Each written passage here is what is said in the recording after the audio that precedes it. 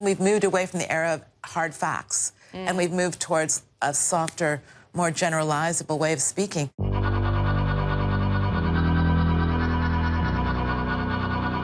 Who better to help us make sense of it all than Marian Salzman? She's a trend expert. We love catching up with her because she's able to distill so much of what's going on around us. I talked to Marian Salzman. She's a global trend spotter who has been correctly identifying cultural changes for the last 3 decades. Joining me here in London to talk about this Marian Salzman. Trend spotter Marian Salzman. Marian Salzman, it's definitely a treat to have her here.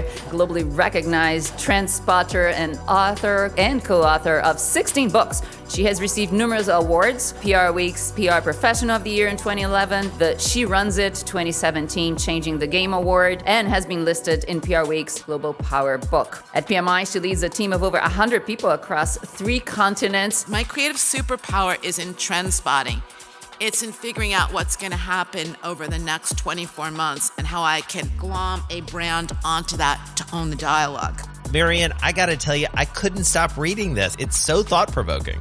I go to meetings today, and much to my dismay, I look around, and I'm usually either one of one woman in the room or one of 2 women in the room, and I cannot believe we've worked this hard and come this far, and that's still normal. I heard something at Davos that really stuck in my head, and that is we are what we see. So if you see women behaving in a certain way, being cast in a certain direction, that's what you expect from women, that's what we expect from ourselves. Look, Hollywood is really deficient in terms of its powerful women producers, directors. It's like any inclusion and diversity program, though. You can't find somebody at age 40 to put into a senior role if you didn't find them at age 22 and nurture their skills, talents, hopes, and dreams to try to bring them up and through.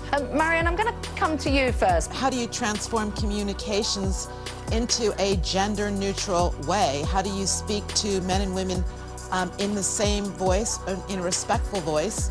And it's not necessarily an easy situation because so many of your corporates have women at the bottom, women in the middle, but not necessarily rising to the top. We are the first multinational corporation in the world to be equal salary certified globally. Men and women at the same level are paid the same thing in every country in which we operate, and we've had that audited by PricewaterhouseCoopers. Marian, let's talk about this, because earlier this week, PMI, Philip Morris International, became the first international company to actually be certified for equal pay by the Equal Salary Foundation. Tell us exactly what this means and how you achieved it. Something we began to undertake 5 years ago, which was equal pay for equal jobs at every level throughout our company, everywhere in the world. This is a company that 20 years ago had to face the fact that it didn't feel good about where it was.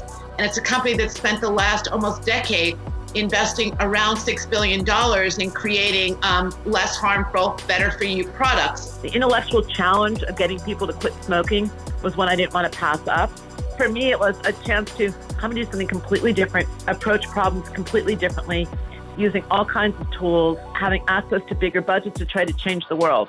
I don't smoke. I've never smoked. I am encouraging everybody who smokes to quit. The most important source of information is P2P, person to person. But I might get it from your Facebook, I might get it from your Twitter, I might get it from your Snapchat, I might get it from what you posted on Vimeo or YouTube. But it's P2P, it's you to me. We used to be able to celebrate people's milestones.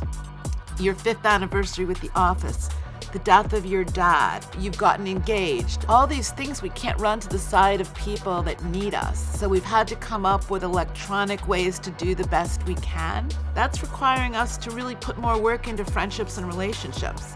There's no more boundaries between life and work and home and office and friends and family. We've kind of turned it all into soup. And I think we need to understand how to serve back up that soup to others.